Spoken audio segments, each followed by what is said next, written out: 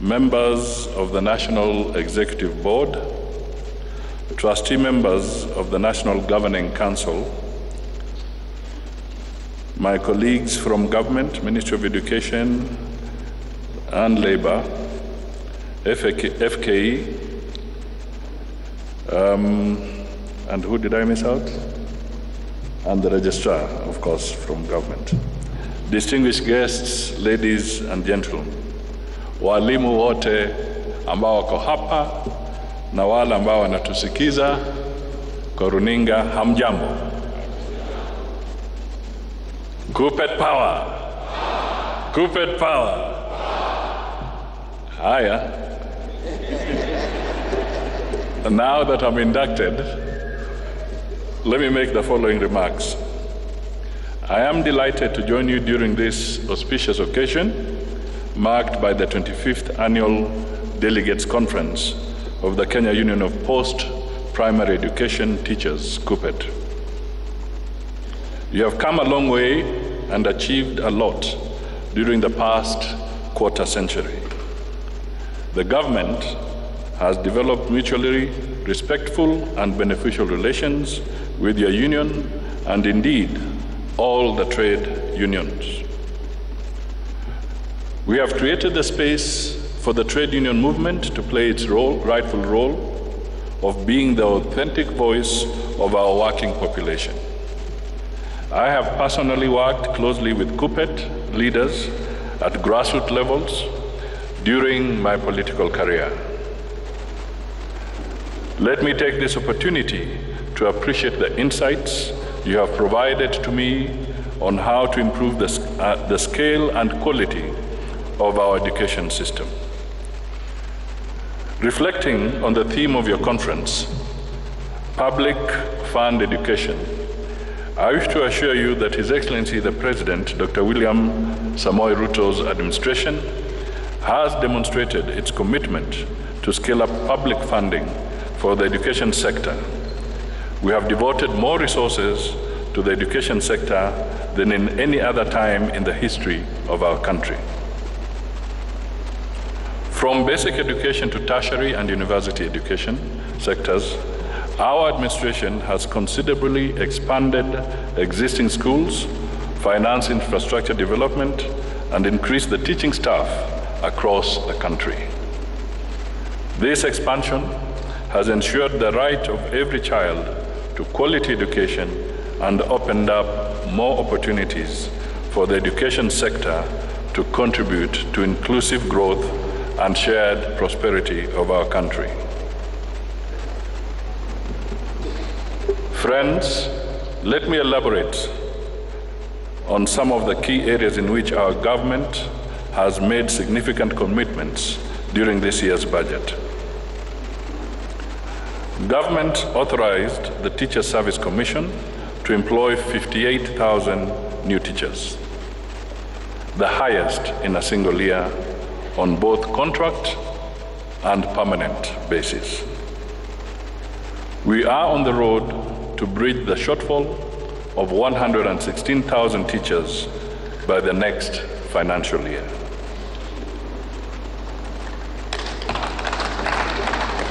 Besides, the Teacher Service Commission has promoted 51,000 teachers across all levels to strengthen the capacity of the education system to enhance delivery quality outcomes. We have increased the funding for the technical vocational education and training institutions to expand the capacity for transition of students from primary and secondary schools to tertiary education. Needy students from the underprivileged backgrounds are supported through bursaries and grants. Primary and secondary schools enjoy increased capitation that takes into account the increased cost of funding of education services.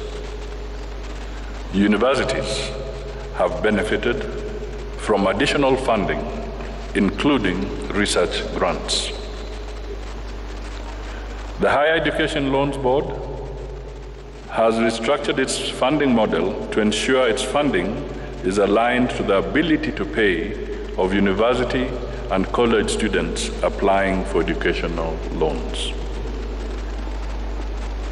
In August this year, President Ruto awarded a charter to the Open University of Kenya, which was established to empower Kenyans to acquire new knowledge, skills, and expertise for development of our country.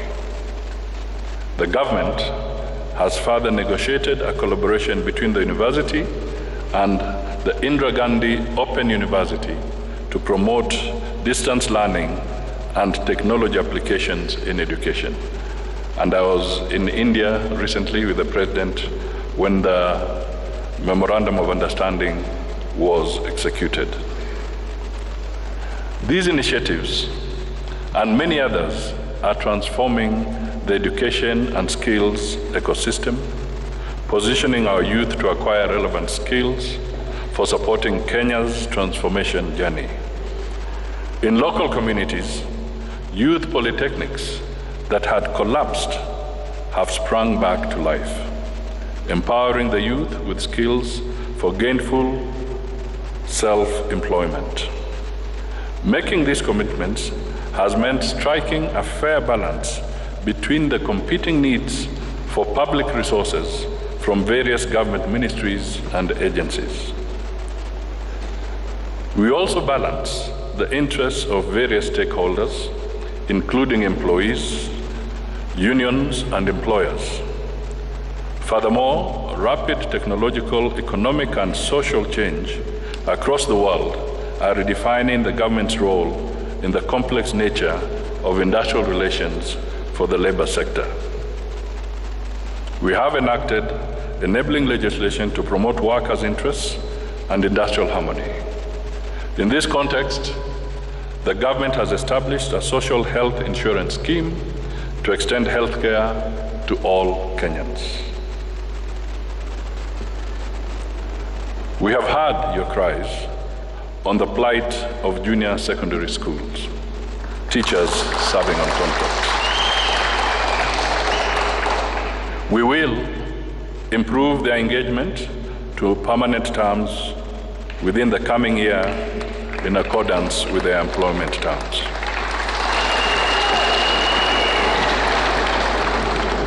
We also acknowledge CUPET's position on domiciling the JSS structure and wish to assure you that the transition is smooth and cost-effective. Remember, I've just said we acknowledge.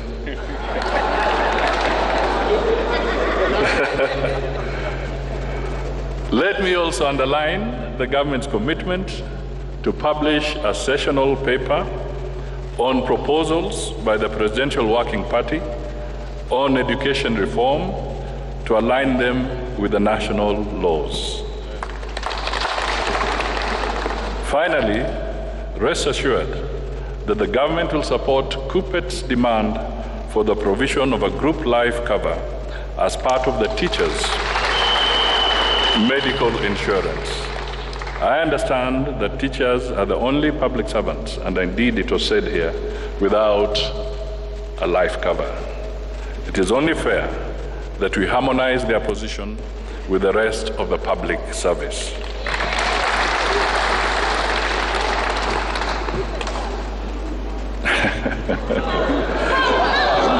Ladies and gentlemen, with these remarks, I will now declare this conference officially open and wish you very fruitful deliberations. Now, let me just pick up one or two issues that are important. First, let me just reiterate that my coming here should actually send a very strong signal that we value, we respect, and we want to strengthen our partnership with yourselves.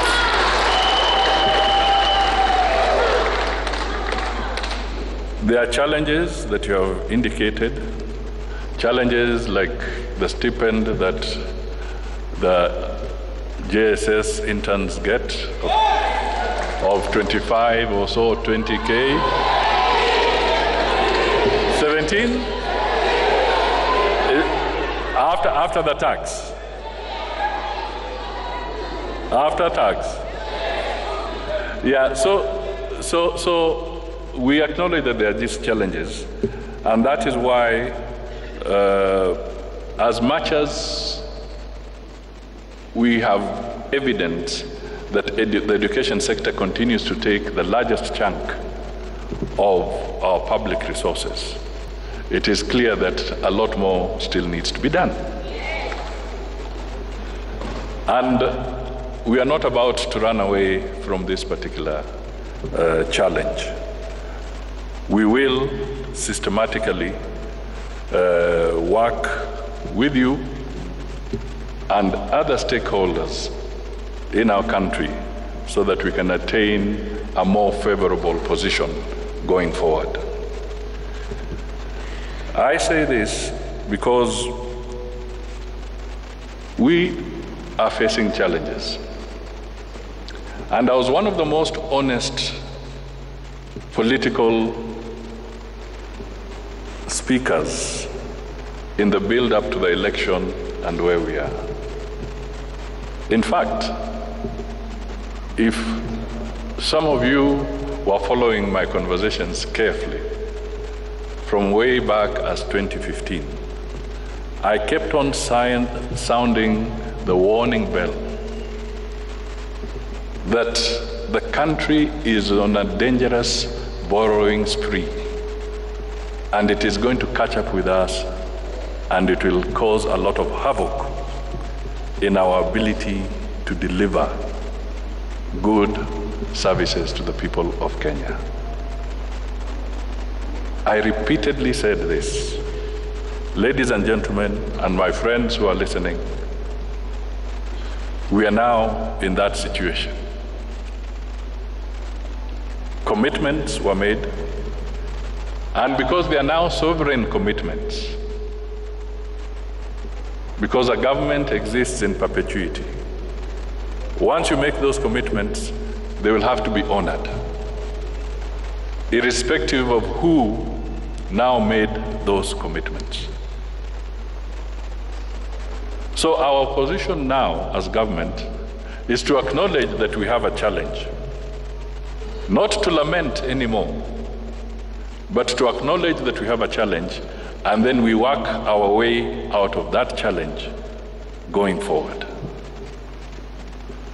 Now, I want to talk to you as teachers,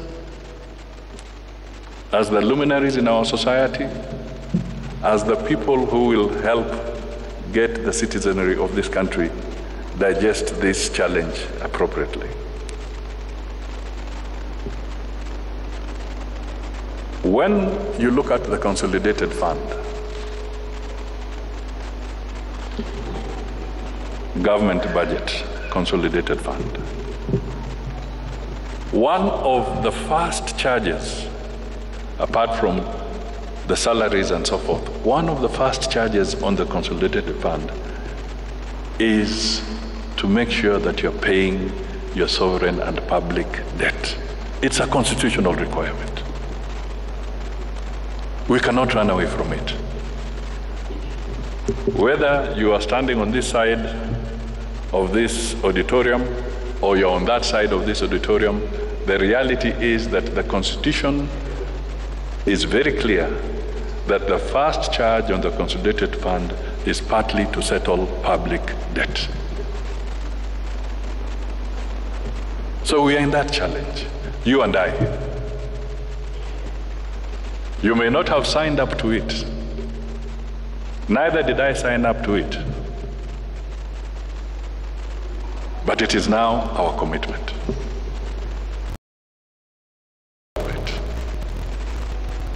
So it will take us a bit of time, because defaulting is not an option.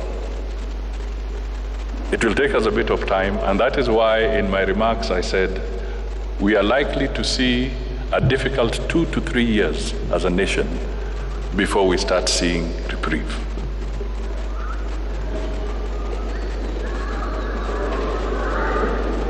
But there is hope. There is hope at the end of the tunnel. Now, I want to bring out this because when you are in a difficult situation, you are sometimes forced to make extremely painful and difficult decisions.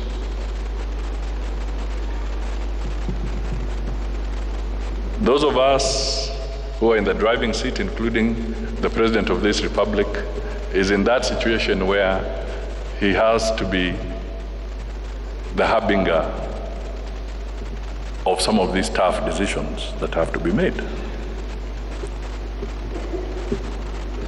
We want to enlist you to help in the communication of this. Let me give you an example. Recently, the government said that it is the intention of government to start looking at how to accelerate something like privatization. And then there's a hula baloo across the country. Oh, the government of Kenya wants to dispose of their assets. What we should be saying is, please manage the privatization properly, transparently, openly, and in accordance with the law. That is what we should be talking about, not about the intention.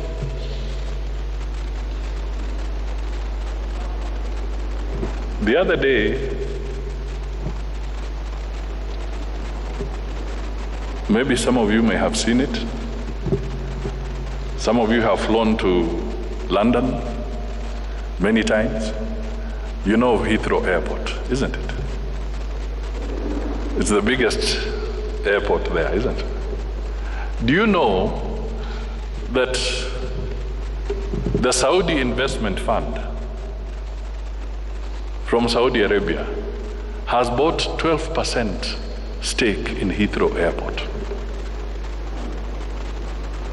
12% of Heathrow Airport has been bought by the Saudi fund, which is a private entity belonging to the Saudi government.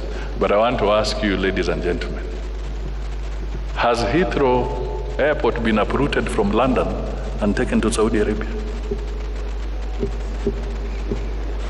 Or is it still a physical asset infrastructure in the United Kingdom? It is still there. But why are they doing that? They are doing that because they have no capacity to raise all that money for rejuvenation of that expansion of that airport. The only other way is to continuously tax the citizens. So we must also think out of the box as Kenyans and figure out, with all these challenges that we are facing, because government is not supposed to be doing business per se. Government is supposed to be looking after its citizens, providing security and ensuring that the public service is motivated and properly paid, including the interns that are here. So if we have 355 public entities or parastatals and they are loss-making, they are in debt, and the government is being forced to pay that debt. Instead of paying the debt, if we can get them away from that misery and we stop sending money to pay their debt, would that money now be available to increase the salary to the interns? These are the hard decisions we have to make. Because a government can only raise its money from basically two sources. Either you go into debt or you tax. That is where you get money. It's either debt or tax. Recently, we have seen taxing and levies has reached its limit. It's very painful. So as a government, as a nation, we must now think away from continuously taxing the people of Kenya to start looking at what are the other areas that we can make a saving, what are the other areas we can raise resources, inject money into the system so that we can release resources to increase and to ease the burden that the teachers of this country are facing. I want to enlist you to support us to make these tough decisions so that you can have more resources to go to the education of our children and to go into your pocket as better salaries as we move forward. These are some of the challenges. But be that as it may be, we want to look at other things. We want to look at, through, for instance, the diaspora docket that falls on Kenya, that I hold. We must also look for avenues to export human labor, skilled human labor. We must negotiate internationally agreements that can allow or can facilitate you as teachers to go and seek your livelihood, whether it is in Germany, whether it is in other countries, Botswana, whether it is in the US. We must, through the negotiations, also broaden the scope to allow you to have opportunities that we may not be readily available here, or perhaps even greener opportunities in those areas. So these are some of the things that we want to pursue. These are some of the things we are engaging in when we are talking about economic diplomacy, because we want to find opportunities for the people of Kenya, the people you train, very skilled people that you are producing for this country. We must find outlets for them, whether it is here or whether it is externally. And we can only do this with good partnership. We want to assure you, and I personally want to assure you, that I will be an advocate for your cause in government, so that we can find a constructive way of emerging out of these challenges. I do not want us to go back all the time to say, this is the problem, that is who. We must move away from the blame game. But I've acknowledged that where we are there as a nation. Right now, it's not a question of who put the signature to what document. We are bound by those commitments. Now it is time to work collectively to get out of those commitments. So, walimu,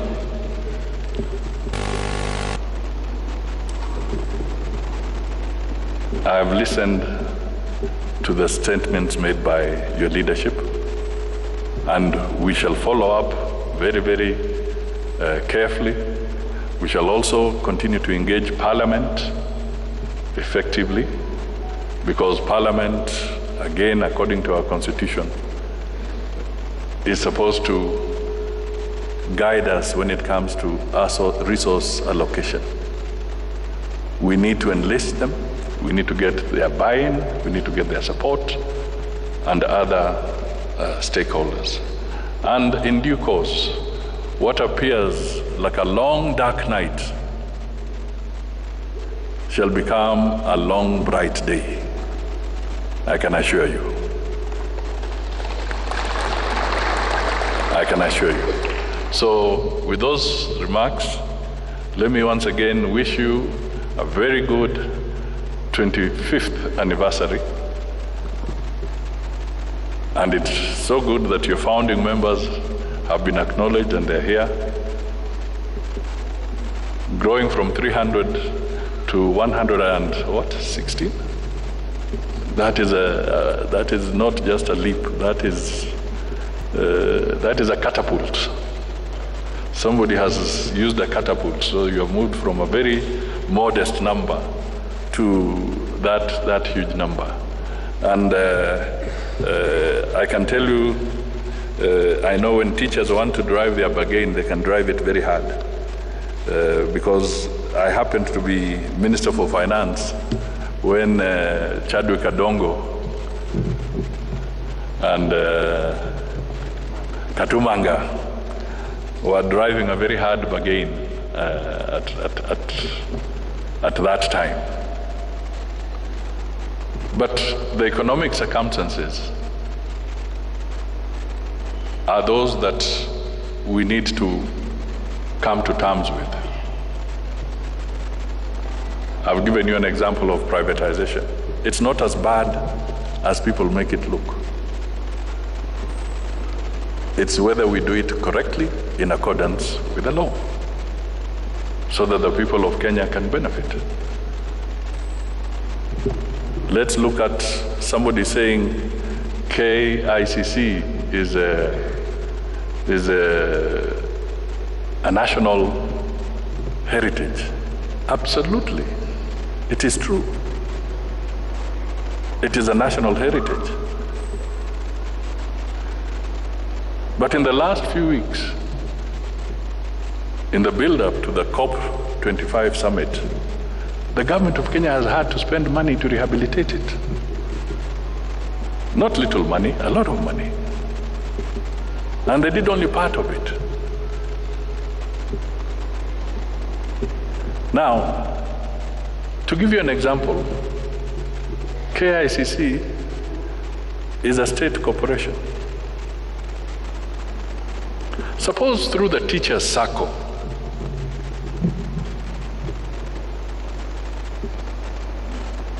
the teachers' circle became a partner under a model that can be discussed and looked at, became a partner in the KICC. And the government, instead of having 100% of KICC as a management company of KICC, cedes a certain percentage to the teacher circle. And jointly with the teacher circle, you get somebody who can manage it commercially and make it have a proper turnover. Tell me, will that have stopped KICC from being a national heritage? Will it have stopped it? It will remain a national heritage in Kenya, exactly where it is.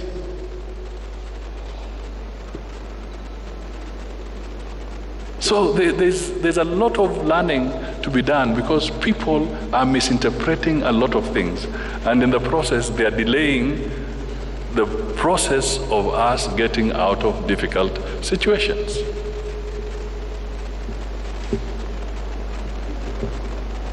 When I was when we look at the contributions that we are talking about to some of the entities, let me just talk about NHIF or NSSF. If you are an actuarist, these people who understand mathematics very well and are able to deal with it, projecting so many years, these actuaries, if you are to tell them that the contributions that we have been making over the years, how can somebody be in the civil service, work for 30 years, and his takeaway home is only 70,000 shillings?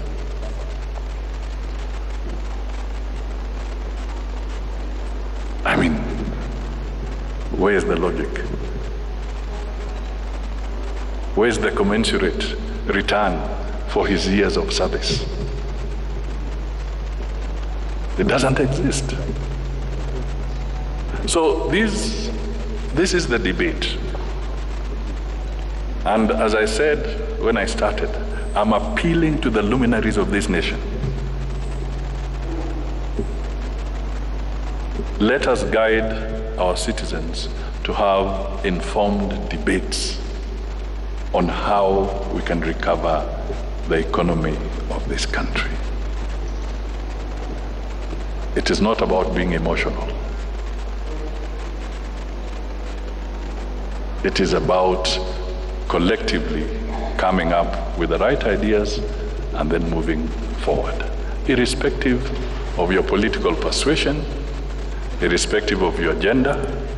Let us work together, and I can tell you, Kenya can be a very, very important economic hub, and that is what we intend to make it. The human resource capacity of Kenya is really being admired. But we must stop comparing ourselves to certain areas. We must now start aiming for the best. And we can only do it, you and I, if we work together. Kupet power! Kupet power! Asanteni sana, and God bless you.